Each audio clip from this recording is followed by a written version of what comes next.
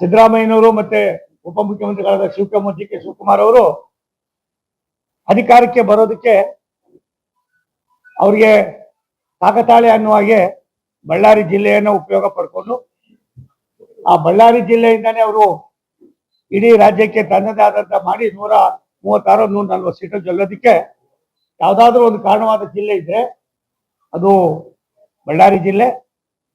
ಆ ಬಳ್ಳಾರಿ ಜಿಲ್ಲೆಯನ್ನ, ಆ ಜಿಲ್ಲೆಯ ಗಾಂಭೀರ್ಯತೆಯನ್ನ, ಆ ಜಿಲ್ಲೆಯ ಇತಿಹಾಸವನ್ನ, ಆ ಜಿಲ್ಲೆಯ ಜನರನ್ನ ಯಾವ ರೀತಿ ನೀವು ನಡ್ಕೊಂಡಿದ್ದೀರಿ ಅನ್ನೋದು 1ನೇ ತಾರೀಕು ಜನವರಿ 26, 2026ಕ್ಕೆ ನಿಮ್ಮ ಯೋಗ್ಯತೆಯನ್ನ ತೋರಿಸಿದ್ದೀರಿ. ನಿಮ್ಮ ಪಾಪದ ಕೊಡ ಇಲ್ಲಿಂದಾನೇ ಪ್ರಾರಂಭ ಆಗ್ತದೆ. ನನಗನಿಸ್ತದೆ ಈ ವರ್ಷ ಮುಗಿಯೋದ್ರೊಳಗಡೆ ನೀವೆಲ್ಲೋಗ್ತೀರಿ ಏನೋಗ್ತೀರಿ ಅನ್ನೋದಕ್ಕಿಂತ ಹೆಚ್ಚಾಗಿ ಬಳ್ಳಾರಿಯ ಪ್ರಬುದ್ಧ ಮತದಾರರು, ಬಳ್ಳಾರಿ ಜಿಲ್ಲೆಯ ಪ್ರಬುದ್ಧ ಮತದಾರರು ಇವರನ್ನ ಯಾವ ರೀತಿ ಕಳಿಸ್ಬೇಕು ಅನ್ನೋದಕ್ಕೆ ಒಂದು ಸಣ್ಣ ಸಂದೇಶವನ್ನ ನೀವೇ ಕೊಟ್ಟಿದ್ದೀರಿ. ಸಂದೇಶದ ಜೊತೆಯಲ್ಲಿ ಶಾಸಕರಾದಂಥವ್ರಿಗೆ ಶಾಸನ ಸಭೆಯ ವ್ಯವಸ್ಥೆಯನ್ನ ಅರ್ಥ ಮಾಡಿಕೊಂಡು ಕೆಲಸ ಮಾಡೋದು ಬಿಟ್ಟು ವಾಲ್ಮೀಕಿ ಅವರು ಇಡೀ ವಿಶ್ವಕ್ಕೆ ರಾಮಾಯಣವನ್ನು ಬರೆದು ಅದರಿಂದ ಮುಖೇನ ಒಂದು ದೊಡ್ಡ ಸಂದೇಶವನ್ನು ಕೊಟ್ಟಂತ ಒಬ್ಬ ಮಹಾನ್ ತಪಸ್ವಿ ಅವರನ್ನ ನೆಪವಾಗಿಟ್ಕೊಂಡು ಹಿಂದೆ ರಾಮುಲುವರೇ ಆ ಸರ್ಕಲ್ಗೆ ಮಾಡಿಸಿ ವಾಲ್ಮೀಕಿ ಸರ್ಕಲ್ ಅಂತ ಇತ್ತು, ಅದು SP ಸರ್ಕಲ್ ಏನೋ ಅಂತ ಇತ್ತು ಅಂತ ಕಾಣಿಸ್ತದೆ. ಮೊದಲು ಅದನ್ನ ತೆಗೆದಾಕಿ ಅಲ್ಲಿ ಒಂದು ಕಂಚಿನ ಪ್ರತಿಮೆಯನ್ನು ಕೂಡ ವರ್ಣ ಮಾಡಿದ್ರು. ನೀವು ಮಾಡಿ, ಇನ್ನು ಇಡೀ ದೇಶಕ್ಕಾಗಿ ನಾವು ಬೇಡ ಅನ್ನೋದಿಲ್ಲ. ವಾಲ್ಮೀಕಿ ಅವರನ್ನ ನಾವು ಎಷ್ಟು ಗುಣಗಾನ ಮಾಡಿದ್ರು ಕೂಡ ನಮ್ಗೆ ಅದು ಕಡಿಮೆನೆ. ಆದ್ರೆ ಅವ್ರ ಹೆಸರು ಹೇಳ್ಕೊಂಡು ನೀವು ಮಾಡ್ತಾ ಇರ್ತಕ್ಕಂಥ ಪಾಪದ ಕೆಲಸ, ವಾಲ್ಮೀಕಿಯವರ ಪುತ್ಥಳಿಗೂ ನೀವೇನು ಇವಾಗ ಇರ್ತಕ್ಕಂಥದನ್ನ ಇದು ಮಾಡಿ ಮತ್ತೊಂದು ಇಟ್ಟು ನೀವೇನೋ ಬೆಳೆ ಬೇಯಿಸ್ಕೊಳಕ್ಕೆ ಆ ಪುಣ್ಯಾತ್ಮನ ಹೆಸರನ್ನ ನೀವೇನ್ ಮಾಡಿದ್ದೀರಿ, ಆ ಪಾಪದ ಕೃತ್ಯನೇ ಇವತ್ತು ಅಲ್ಲಿಂದ ಜನಾರ್ದನ್ ರೆಡ್ಡಿ ಅವ್ರ ಮನೆಗೆ ನಾನು ನೋಡ್ಕೊಂಡ್ ಬಂದೆ. ಸುಮಾರು 450 ಮೀಟರ್ಗೂ ಮೇಲ್ಪಟ್ಟಾಯ್ತದೆ. ನೀವು ಎಲ್ಲೂ ಇದು ಮಾಡಿದ್ರೆ ಏನೇನ್ ಬೇಕೋ ಮಾಡಿ, ಅದನ್ನ ರಾಜಕಾರಣಕ್ಕೆ ಉಪಯೋಗಿಸ್ಕೊತಿರಲ್ಲ. ನಿಮ್ಮ ನೈತಿಕತೆ ಏನೋ, ನಿಮ್ಗೇನಾದ್ರು ಸ್ವಲ್ಪ ಗಾಂಭೀರ್ಯತೆ ಇದೆಯಾ? ವಾಲ್ಮೀಕಿಯವ್ರ ಬಗ್ಗೆ ನಿಮ್ಗೆ ಗೌರವ ಇದೆಯಾ?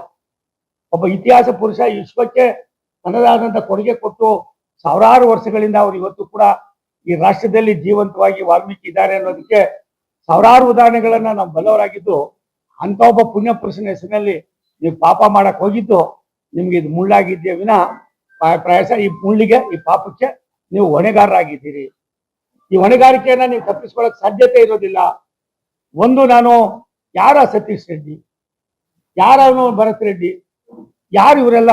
ನಾವೆಲ್ಲ ಬಂದಿದ್ದೀವಿ, ವಾಪಸ್ ಹೋಗ್ಬೇಕು, ಯಾರ ಮನೆ ಆಸ್ತಿನೂ ಅಲ್ಲ. ಹಾಗಂದ್ಬಿಟ್ಟು ದ್ವೇಷದ ರಾಜಕಾರಣವನ್ನ ಬೆಳಿಗ್ಗೆ ಅವ್ರಿಗೆ 6:30 7 ಗಂಟೆಗೆ ಜನಾರ್ದನ್ ರೆಡ್ಡಿ ಅವ್ರ ಮನೆ ಬಿಟ್ರೆ ರಾತ್ರಿ 7 ಗಂಟೆ 8 ಗಂಟೆಗೆ ಬಂದು ತನ್ನ ಕ್ಷೇತ್ರ ಆಯ್ತು ತಾನಾಯ್ತು ಅಂತ ಇರುವಾಗ ಕಾಲ್ ಕೆರ್ಕೊಂಡು ತಾವೇ ಜಗಳಕ್ಕೆ ಬಂದು ಪುತ್ಥಳಿ ಇರೋದು ಜಾಗಕ್ಕೂ ಇಲ್ಗೂ ಸುಮಾರು 350 450 ಮೀಟರ್ ಇರುವಾಗ ಏನಕ್ಕೋಸ್ಕರ ಇಲ್ಲಿ ಉದ್ದೇಶ ಮಾಡಿದ್ರಿ?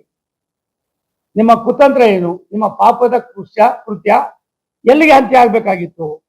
ಏನಾದ್ರೂ ಅವತ್ತು ರಾಮುಲು ಅವರು ಬಂದು ಮಧ್ಯದಲ್ಲಿ ಇದಾಗಿ ತಕ್ಷಣವೇ ಬೇರೆ ಬೇರೆ ಕಾರ್ಯಕರ್ತರು ಮತ್ತೊಬ್ರು ಬರ್ಲಿಲ್ಲ ಅಂದ್ರೆ ಜನಾರ್ದನ್ ರೆಡ್ಡಿ ಅವ್ರ ಪರಿಸ್ಥಿತಿ ಏನಾಗ್ತಾ ಇತ್ತು? ಅವ್ರ ಕುಟುಂಬದ ಪರಿಸ್ಥಿತಿ ಏನಾಗ್ತಾ ಇತ್ತು? ಈ ಗಾಂಭೀರ್ಯತೆಯನ್ನ ಅರ್ಥ ಮಾಡ್ಕೊಳ್ತೀರ. ನೀವು ಮಾಡ್ತಕ್ಕಂಥ ಪಾಪಕ್ಕೆ ಪ್ರಾಯಶ್ಚಿತ್ತ ಇವತ್ತು ನಿಮ್ಗೆ ಕೊಡ್ಲೇಬೇಕಾಯ್ತದೆ. ನನಗನ್ನಿಸ್ತದೆ ಈ ತರದ ಸನ್ನಿವೇಶಗಳು ನನ್ನ 48 49 ವರ್ಷದ ರಾಜಕಾರಣದಲ್ಲಿ ನಾನು ಕೂಡ 2 ಬಾರಿ ಕಾರ್ಪೊರೇಟರ್ ಆಗಿದ್ದೀನಿ, 5 ಬಾರಿ ಶಾಸಕನಾಗಿದ್ದೀನಿ, 2 ಬಾರಿ ವಿಧಾನ ಪರಿಷತ್ತಿನ ಸದಸ್ಯನಾಗಿದ್ದೀನಿ, 6 ಬಾರಿ ಮಂತ್ರಿ ಆಗಿದ್ದೀನಿ, ಪಾರ್ಲಿಮೆಂಟ್ಗೆ ಹೋಗಿದ್ದೀನಿ. ಪಾರ್ಲಿಮೆಂಟ್ ಅಲ್ಲೂ ಕೂಡ ಇವತ್ತು ನಾನು ಜವಾಬ್ದಾರಿ ಸ್ಥಾನದಲ್ಲಿ ಇಡೀ ವಿಶ್ವವನ್ನ ಸುತ್ತಾಡ್ತಾ ಇದ್ದೀನಿ. ಈ ರೀತಿಯಾಗಿ ನಿಮ್ಮ ನಡವಳಿಕೆ, ನಿಮ್ಮ ದುರಹಂಕಾರ, ನಿಮ್ಮಲ್ಲಿರ್ತಕ್ಕಂಥ ವೆಂಜನ್ಸ್, ದ್ವೇಷ, ಇನ್ನೊಬ್ಬರ ಬಗ್ಗೆ ಇರ್ತಕ್ಕಂಥ ಆ ದ್ವೇಷವನ್ನ ನೀವು ಈ ರೀತಿ ಮಾಡಿ ಒಂದು ಕುಟುಂಬವನ್ನೇ ನಾಶ ಮಾಡ್ತೀನಿ ಅನ್ನುವ ನಿಮ್ಮ ಕುತಂತ್ರ ಏನಿದೆ, ಇದಕ್ಕಿಂತ ಹೇಯವಾದ ಕೆಲಸ ಮತ್ತೊಂದಿಲ್ಲ. ನಾನು ಕಾಂಗ್ರೆಸ್ಸಿನ ನಾಯಕರಿಗೆ ಇಷ್ಟೇ ನಾನು ಇದಕ್ಕೆ ಹೇಳೋದಕ್ಕೆ ಇಷ್ಟಪಡ್ತೀನಿ. ಸಾಕಾಗಿದೆ.